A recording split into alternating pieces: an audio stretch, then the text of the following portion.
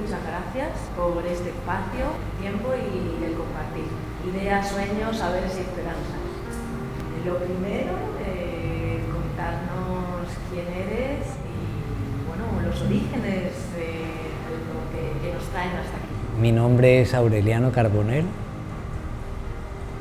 Soy integrante de la Comisión de Diálogo de la organización y aquí estoy al servicio de lo que ustedes digan.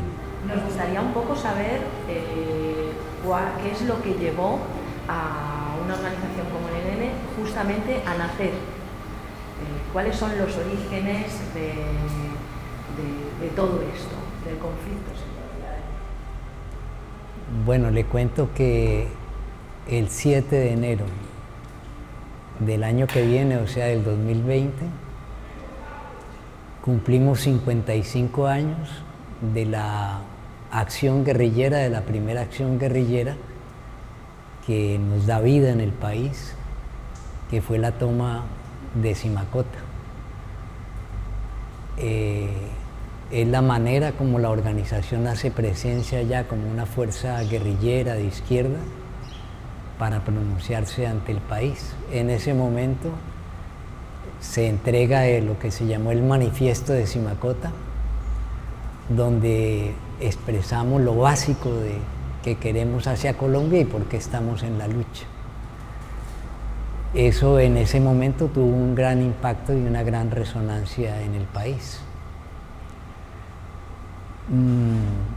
Nosotros, al igual que el resto de países de América Latina, veíamos que las clases dominantes utilizaban la violencia para sostenerse en el poder y que cerraban los canales de expresión democrática y que ellos eran los que imponían que nos levantáramos en armas como pueblo para poder avanzar en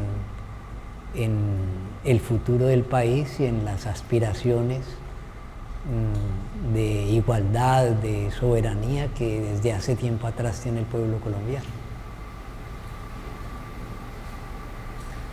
Justamente señalas el cierre de los canales democráticos por parte de las oligarquías, ¿no?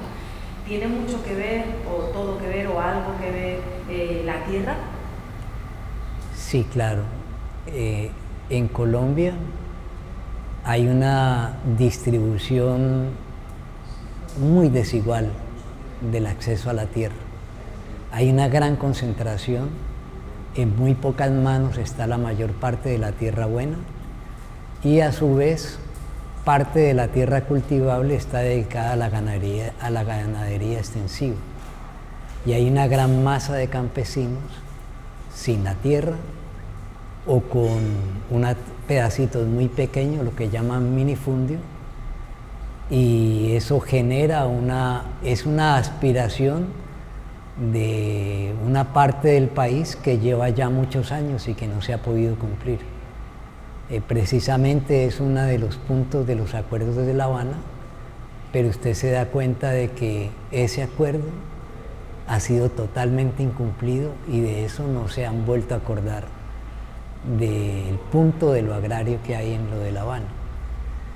Entonces, claro, eso está en los orígenes, y otro componente de los orígenes es que esta oligarquía, la colombiana, ha sido históricamente supremamente violenta.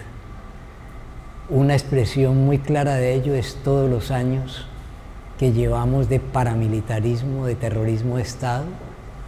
Y usted, por ejemplo, ahora, para no irnos tan lejos, puede ver cómo desde que se firmó el acuerdo de paz van asesinados casi 700 líderes sociales en 3 años y han sido asesinados en este momento casi 200 excombatientes de las FARC que participaron en el pacto de paz. Entonces eso le indica a usted lo que es el nivel de violencia que la oligarquía colombiana desata ante cualquier perspectiva de cambio o de inconformidad de este país. Y le termino diciendo esto: en América Latina es una de las clases dominantes más violentas. Fíjese usted, Argentina, Uruguay, Venezuela, claro, ha habido violencia, la violencia de las clases dominantes, pero en Colombia ello cobra una proporción quizás mucho mayor que la de otras partes. Aquí vivimos desde los años 80, se ha desatado todo lo que se llama el paramilitarismo. Ese paramilitarismo aniquiló toda la organización social campesina y prácticamente casi que aniquila el tejido social de las organizaciones populares. Solo hasta ahora, en estos años, últimos 10 años, empieza a levantarse cabeza nuevamente y bueno, ya llegamos al fines del 2019 con lo que ustedes han visto. Se ha dado en Colombia esta gran movilización, esta gran protesta social que entre sus muchos puntos plantea, entre otras cosas, una solución frente al problema del paramilitarismo. Además, el paramilitarismo siembra el terror. Aún así, el pueblo colombiano sigue construyendo una sociedad en donde quiere una sociedad democrática, igualitaria, en donde se pueda vivir dignamente, ¿no? Porque ¿qué ha pasado dentro de los territorios? Porque parece como que la guerra en Colombia no se siente en las ciudades, pero son los territorios quienes verdaderamente sufren, ¿no?, estas embestidas. Realmente el paramilitarismo lo que genera es terror y el terror paraliza. Inhibe para que usted proteste, inhibe para que usted se movilice, inhibe para que usted se organice. A pesar de eso, los problemas son tan graves, llevamos tantos años en eso, que la gente es capaz de una manera muy valiente de sobreponerse a eso, pues si no toda, una parte, movilizarse, organizarse, actuar, protestar, ¿qué es lo que está pasando ahora? Mire usted, a pesar de la represión que hay en las calles, a pesar de la estigmatización, pues llega un momento en que usted se atreve a salir, a actuar, porque mantiene viva la esperanza de que las cosas puedan ser mejores, puedan cambiar. Nos hemos encontrado algún compañero que nos ha recordado las palabras de Camilo de que no es al pueblo al que le corresponde cómo tomar el poder o la forma en que va a tomar el poder, sino es a la oligarquía. Si la oligarquía lo va a hacer de manera pacífica, nosotros lo tomaremos de manera pacífica, pero si lo hace de manera violenta, que es lo que justamente el comandante está señalando, tenemos una oligarquía violenta, lo tomaremos de manera violenta. Quiero decir esto porque hubo que hacer uso de las armas para poder vivir en Colombia, ¿no? ¿Cuáles son un poco los principios en los que se basa este ejército? Correcto. Lo que usted dice de Camilo, él es un gran visionario. Camilo fue sociólogo, era sociólogo, y Camilo captó muy bien lo que usted dice, dijo, pues es la oligarquía la que decide por dónde tenemos que caminar. Si ella entrega de una manera pacífica y legal el poder, pues esa es la vía. Pero como no lo ha hecho y utiliza la violencia para impedir cualquier cambio, obliga al pueblo a levantarse en armas. En esas estamos. Ahora, ¿qué estamos planteando desde hace muchos años? Una salida política al conflicto. Estamos planteando, lleguemos a un acuerdo de paz, donde la violencia, se saque la violencia de la política y que no obliguen al pueblo a utilizar la violencia, a levantarse en armas para avanzar. Pero usted ve, pues la clase dominante se sigue negando a aceptar y a viabilizar eso. Y lo acaba de ver en estos años, en los acuerdos que ha habido con las FARC. Pues ellos firmaron unos acuerdos, se desmovilizó las FARC, pero el país sigue igual y ellos siguen igual, siguen ejerciendo la violencia. Y en eso no cambian y nos siguen obligando a tener que recurrir para defensa y para poder avanzar al levantamiento armado.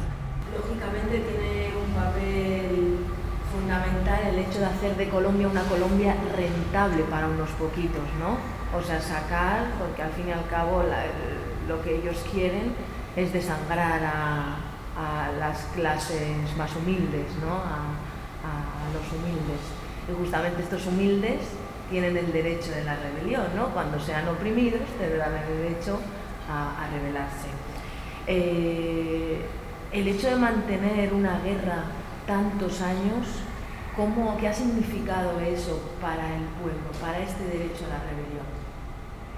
No, ha sido algo muy complejo, muy traumático, pero usted ve cómo la esperanza se revive, ve cómo el sentido de lucha se mantiene y ve cómo cada vez en Colombia hay una presión mayor hacia las clases dominantes para que viabilicen otros caminos y viabilicen unas salidas de paz.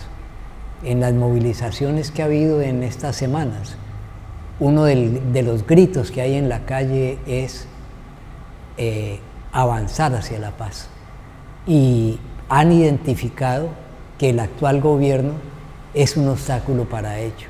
Incluso en el pliego de peticiones que están levantando el comité de paro, uno de los puntos es precisamente cumplir los acuerdos pactados en La Habana y reabrir la mesa de conversaciones con el ELN, a lo cual se ha negado este gobierno. Nosotros traíamos un proceso, una mesa de negociación con el gobierno de Santos. A partir del 7 de agosto que se monta este sector ultraderechista del presidente Uribe, que es el centro democrático, lo que llamamos el uribismo, ese sector, digámoslo, echa para atrás las posibilidades de paz, vuelve a activar todos los propósitos guerreristas y nunca le da continuidad a la mesa de conversaciones que traíamos. Llevamos ya 15 meses y la situación se mantiene igual, pero ahora hay una mayor presión en estas semanas para que a esa mesa se le dé continuidad y para que se cumplan los acuerdos que se firmaron con las FARC. Justamente has hablado de Uribe, ¿no? Es curioso porque creo que fue él quien creó el paramilitarismo en Colombia a principios de los 2000 o a finales de los 90, ¿no? Vuelve y claro, ¿qué se puede esperar de un gobierno como Uribe, que es exportador de guerra, ¿no? Del terror en realidad, que se suma a la OTAN como primer país en América Latina? Si usted escucha muchas de las consignas en las calles, incluso en los estadios, hace 15 días, era el grito Uribe Paraco, el pueblo está berraco. Cada vez hay una mayor identificación de sectores más amplios de la población, captando la gran responsabilidad que ha tenido Uribe en el fenómeno del paramilitarismo en Colombia y de la asociación que tiene ese sector de ultraderecha que está en el centro democrático con el fenómeno del paramilitarismo. Incluso estas movilizaciones, uno de los elementos que da es que cada vez va quedando con menos fuerza, más aislado lo que es ese sector de ultraderecha. Uribe fue la figura dominante desde el año 2012 en que asume la presidencia, hegemonizó a las clases dominantes, a todo el bloque oligárquico en esas dos administraciones, pero hoy, en su tercer gobierno, las cosas van cambiando. No tiene la misma fuerza ese sector, el rechazo es cada vez mayor y es uno de los fenómenos que estamos viendo en estas semanas.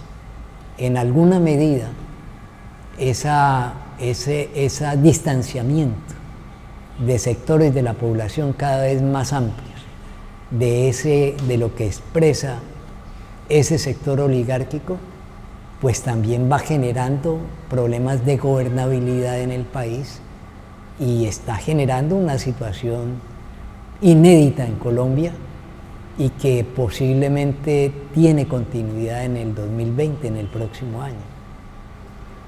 Justamente en la campaña electoral anterior hubo atentados contra otro tipo, o sea, todo intento de que se quiera posicionar un gobierno de izquierdas y de izquierdista, más o menos radical, ¿no? Implica que atentan contra él. Son campañas complejas. Sí, es que mire, en Colombia han sido asesinados varios candidatos presidenciales de la izquierda. En la década de los 80, Jaime Pardo Leal, que era el candidato a la presidencia de la Unión Patriótica. Después de eso, fue asesinado el otro candidato de la Unión Patriótica a la presidencia, Bernardo Jaramillo Ossa. También fue asesinado, ya cuando era candidato presidencial, Carlos Pizarro, que venía de ser el comandante del M-19, que pactó con el gobierno un proceso de desmovilización, y cuando va a ingresar a la vida política, ese es el tratamiento que se le da. A propósito de lo que hemos hablado, del carácter violento de las clases dominantes. Y había un dirigente de origen liberal, en alguna medida progresista, Luis Carlos Galán, que también fue asesinado.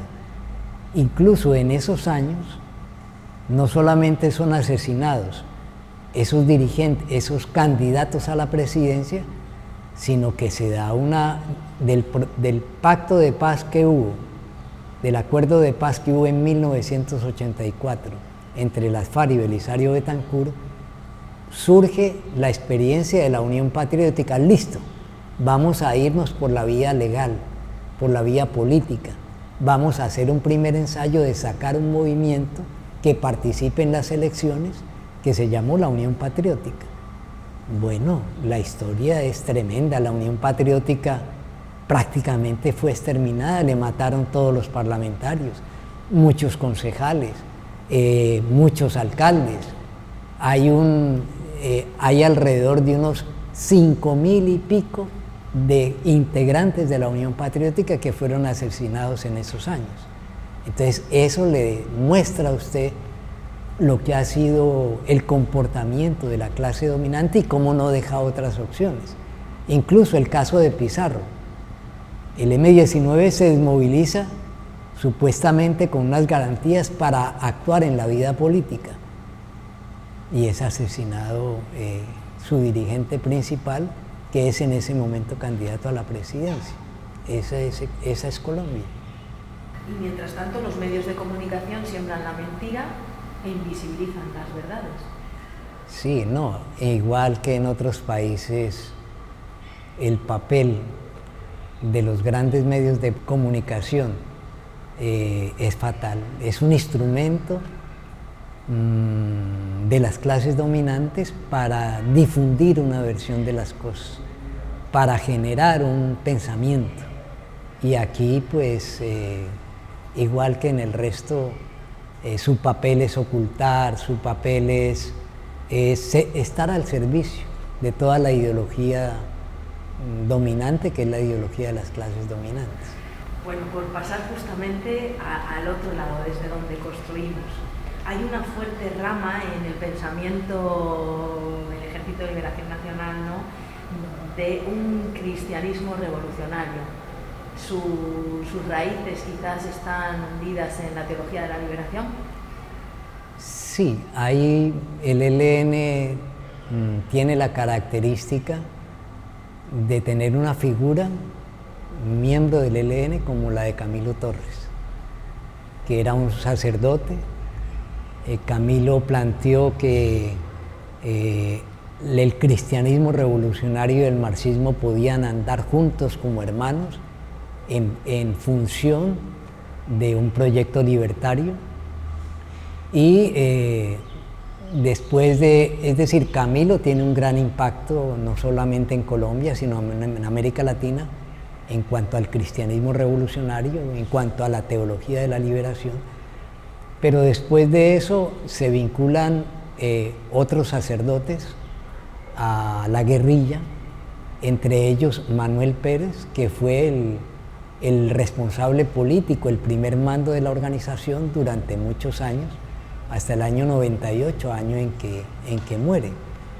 Entonces, en la organización, digámoslo, hay una convivencia, hermandad, digámoslo así, una sinergia entre lo que es el marxismo y lo que es el cristianismo revolucionario.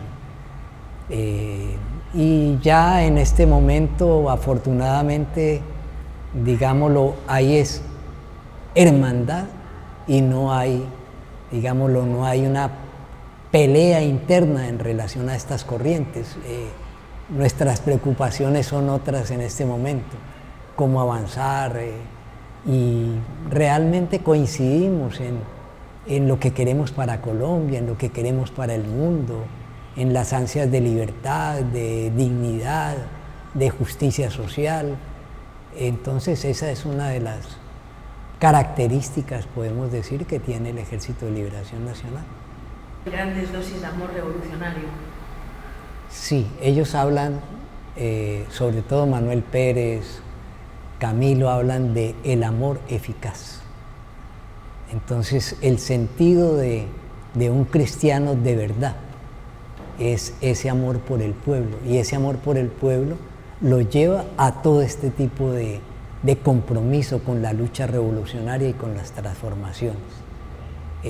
Camilo decía que el deber de todo cristiano es hacer la revolución. Ahí le sintetiza todo. Estuvimos hace unos años visitando a los compañeros de Bellavista. Ajá. Y hablamos con Jairo y nos decía, Jairo Fuentes, el comandante Jairo Fuentes, nos decía: nosotros iremos por donde nuestro pueblito vaya. A mí me llegó muy hondo, ¿no? ¿Qué importancia le dais a la participación de la sociedad en vuestro proceso? Le respondo con esto. El primer punto de la agenda que se pactó con el gobierno para este proceso, para la mesa de conversaciones, es la participación de la sociedad en el proceso de paz.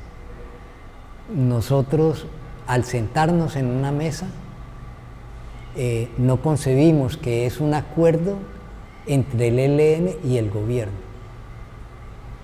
Ahí tiene que estar de una manera determinante presente la sociedad, y por eso hemos planteado que en el proceso de paz es algo vital, central, facilitar la participación de la sociedad, que sea ella la que diga para dónde queremos marchar, qué debemos hacer. En ese caso el ELN, digámoslo, no me lo tome tan textualmente, es más bien como un facilitador de ese sentimiento, de ese querer, de esas aspiraciones. Y en ese punto, en los últimos meses ya, en la mesa de conversaciones con el gobierno de Santos, empezó a tratarse ya cómo sería la participación de la sociedad en el proceso. Como usted se imagina, pues teníamos unas visiones totalmente distintas, porque lógico, la clase dominante siempre ha impedido la participación y la expresión de la sociedad. Y el sentido de nosotros es que pues ella es la que tiene que definir, la que tiene que ponerle el sello a las cosas, y que el proceso tiene que contribuir a que la sociedad logre una mayor participación. Esa participación ciudadana está siendo también agredida. Lo ha dicho al principio. Hay asesinatos selectivos en Colombia, atacando hace poco, bueno, constantemente están siendo atacadas organizaciones sociales donde hay líderes que movilizan y son facilitadores dentro de los diálogos de paz, como que de alguna manera engloban esa participación ciudadana. Esos ataques selectivos justamente a esto habla de que también hay un miedo por parte del gobierno, ¿no? a propósito de lo que usted dice, el proceso de paz ha dejado unas enseñanzas. Se hicieron unos acuerdos, las FARC cumplieron en el aspecto que más quería la oligarquía, y es entreguen las armas, desmovilícense, pero de parte de ellos en lo básico no se ha cumplido, hasta el momento no se ha cumplido. Y lo que usted dice, la violencia contra las expresiones de cambio se mantiene y se ha agudizado. Entonces, a ellos no les han cumplido el acuerdo sobre lo agrario, sobre la participación política, sobre otra política frente al problema de los cultivos de uso ilícito. Hay parte de las FARC que todavía están en las cárceles. Sobre el respeto a la vida, pues ya casi van 200 excombatientes asesinados. Pero lo más grave es esto: tienen toda una campaña, una estrategia para acabar las FARC como opción política, sea armada o no armada. Entonces usted ve cómo después del acuerdo se sigue haciendo una campaña en los medios de desprestigio, de estigmatización, cómo se les sigue tratando como en el Congreso mediante insultos, estigmatizaciones. Entonces, eso demuestra que las clases dominantes en Colombia no es la primera vez que hacen eso. En la historia tenemos antecedentes de que ellos pactan y no cumplen. En el caso del ELN, pues nosotros, ¿qué estamos planteando en estos momentos? Tenemos que construir otro modelo de solución política. No puede ser el mismo modelo que da estos resultados. Entonces, además del componente de participación de la sociedad, que estaba incorporado ya en los planteamientos que veníamos haciendo, pues está el incorporar toda esta experiencia que ha dejado lo que ha pasado con el proceso de las FARC. Y se lo sintetizo en eso. Hay que construir, y estamos tratando de construir y ganar en sectores de la sociedad otro modelo de solución política que garantice que efectivamente se marcha hacia la paz, se marcha hacia unos cambios, se marcha hacia una situación diferente, nueva en el país, y no que se hace un supuesto pacto de paz, pero que todo sigue igual. Bueno, ¿se finí? ¿Qué es para usted la dignidad? La dignidad es mirar hacia adelante, mirar hacia el futuro, nunca dar el brazo a torcer y siempre estar al lado del pueblo, siempre estar al lado, nunca estar al lado de los poderosos, siempre resistir y siempre avanzar. Eso es la dignidad.